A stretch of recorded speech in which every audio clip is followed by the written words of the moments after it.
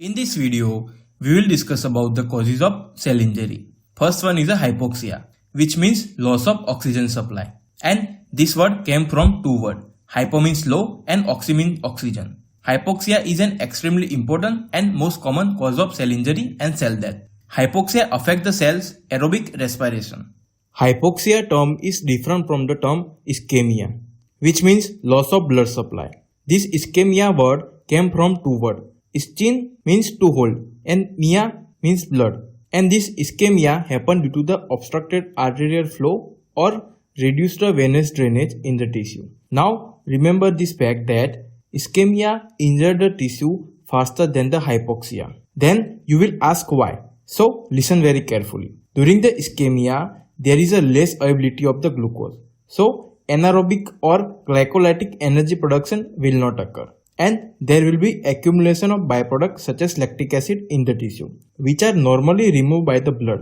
But here, in the ischemic condition, due to its accumulation, lactic acid can cause fatigue in the tissue and damage the tissue. While in hypoxia, anaerobic or glycolytic energy production can continue because there will be availability of glucose molecule by the blood compared to the ischemia. Also, there will be no accumulation of any byproduct such as lactic acid in hypoxic condition, so that there will be less injury happen in the hypoxia compared to the ischemia. For this reason, ischemia injured the tissue faster than the hypoxia.